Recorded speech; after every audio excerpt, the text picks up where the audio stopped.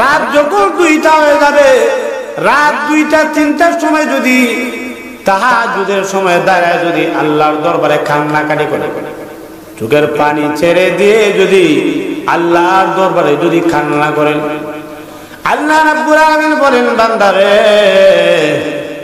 তুই আমি আল্লাহর দরবারে কান্না করতেছিস, তুই যেহেতু আমি আল্লাহর দরবারে ক্ষমা চাস, আয় আমি আল্লাহ তোরেও আমি মাফ করে দিলাম।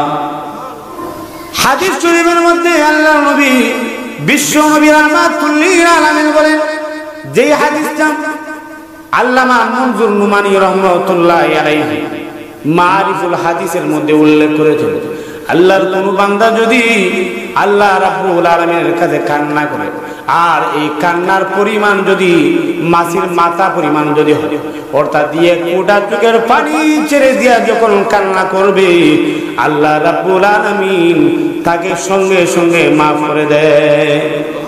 এটা আল্লাহ নবীর কথা।